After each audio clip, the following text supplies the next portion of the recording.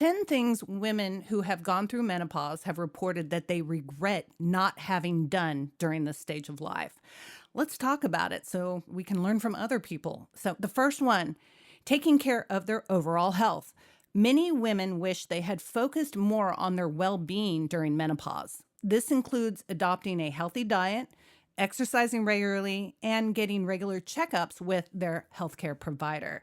I know personally myself that if I'm not exercising, it's hard to get myself into it. But once I'm doing it, I'm stuck in the habit. So I understand that. And the best thing I can say is just tell yourself, I'll just exercise for 2 minutes.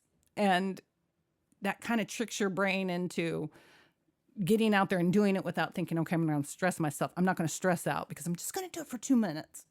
And then next thing you know, you're exercising. So, but anyways, let's get on the second one.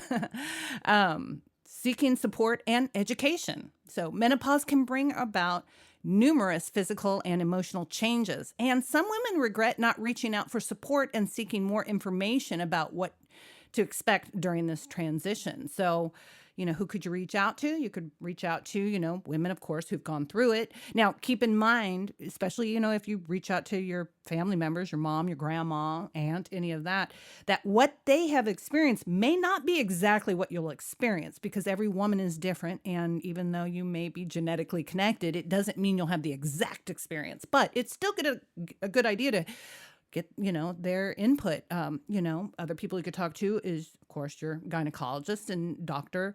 And also consider talking to a menopause coach. A menopause coach such as myself has gone through it and in conjunction with your doctor's recommendations can help you iron out a weekly plan to attack exercise and all the things you need to do to get your symptoms back under control, depending on what those symptoms are. Let's get into the third one, which is prioritizing self-care. So juggling various responsibilities can lead women to self-care neglect, essentially. We're dealing with families, kids, husbands, all that. We're dealing with work. We're dealing with our community.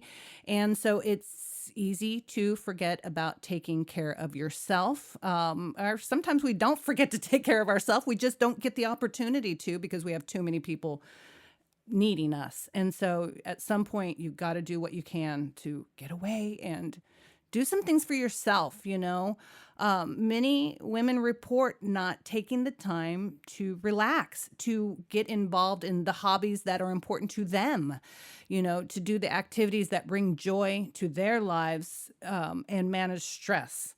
So do what you can to do those things that, get you away from all of it. So let's talk about number 4, which is exploring all available treatment options. Every woman's experience with menopause is different, like I said before, and some may experience significant and disruptive symptoms. So women often regret not exploring the different treatment options available to alleviate symptoms and improve the quality of their life. So what does this mean? This means talk to your doctor, go to them, and if your doctor, every once in a while I hear women complain about their doctor treating them like they're crazy or that their symptoms are in their head. Well, if that's the case, find another doctor because they're not listening to you.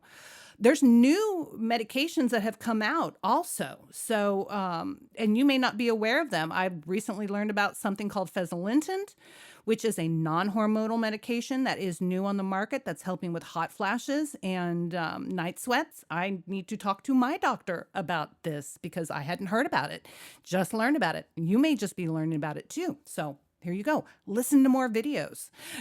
Listen to more people who are talking about their experiences. That's another way you can learn about available treatment options. So do your research, Okay, so let's go into number 5, which is addressing sexual health. Menopause can have a considerable impact on a woman's sexual health, including changes in libido and vaginal discomfort. And many women have reported regretting not seeking solutions or discussing the concerns with their healthcare provider or partner.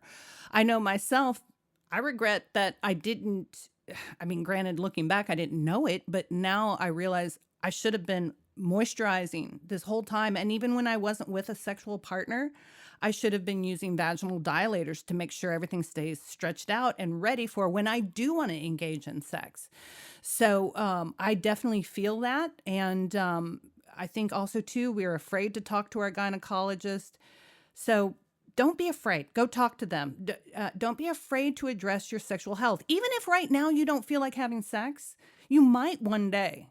And so you don't want you don't want vaginal atrophy if you can avoid it. And by not doing anything, you're going to create the situation where it's likely to happen, or, it's conducive towards it.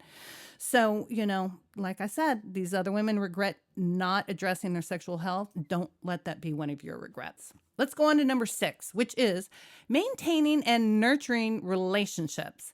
Hormonal changes during menopause can sometimes put strain on relationships. So it's common for women to regret not investing more time and effort into maintaining and nurturing their relationships with their partner, family, and friends. So, try to work on those relationships the best you can.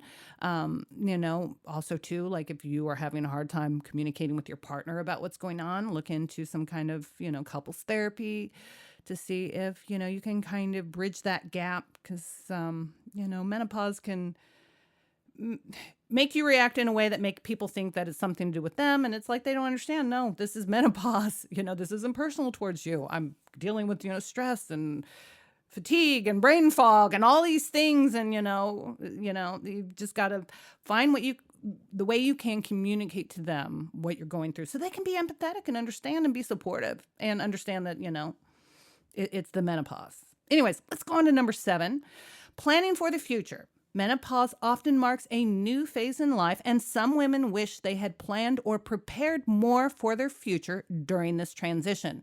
This may include financial planning, career considerations, or identifying personal goals and aspirations. So let's go on to number 8, which is exploring alternative therapies. While many women turn to traditional medicine for menopause symptoms management, such as like HRT and whatever else your doctor might, provide to you, others wish they had explored alternative therapies such as acupuncture, herbal remedies, and mind-body practices. So talk to your doctor about the acupuncture. Herbal remedies, always do your research on those. Herbal remedies are often not regulated by, the FDA. So you want to talk to your doctor, talk to your pharmacist also. Like if you're there at the pharmacy and you're looking at some herbal remedies, go up to your pharmacist and ask, is this something that could interact with my medications? Just make sure that anything you do is going to be safe. And another alternative practice is working with a menopause coach. Menopause coaches have gone through this. Ones that are experienced have typically fixed their own issues. And so therefore, they are there to help you in conjunction with your doctor's orders, help you work out a plan to do what's necessary to resolve your specific symptoms. Let's get on to number 9, which is embracing change and self-acceptance. Menopause can bring about significant physical and emotional changes, and some women regret not embracing these changes and practicing self-acceptance during this time. I can understand that too, because it's when my libido changed and all that. I didn't like it. I didn't like it. I felt like I was losing a part of myself. But once I embraced the way my body was changing, and I started to, instead of going against it, working with it, I actually restored quite a bit of my libido. Now, of course, I'm not like I was when I was 20, everything isn't raging, but I still, I have gone back to where I crave it. I have a physical response now. And that is from accepting the change and working with it and finding a new way to find pleasure and satisfaction. Anyway, so let's talk about the very last one. Number 10, sharing experiences with other women. Menopause can feel very isolating at times, and many women regret not seeking out or participating in support groups or communities where they can connect with other women going through similar experiences. So right there is, a perfect thing right now to tell you, start engaging with other women. You can get on Facebook groups. There's plenty of groups on there that talk about Menopause, we have our own Facebook group. It's private, so that way you don't have to worry about any men looking or anybody, seeing what you ask or talk about. You can make anonymous posts there. Besides that, look around in your community, see if there's any women's groups. Use Meetup, maybe that, maybe you'll find some women there.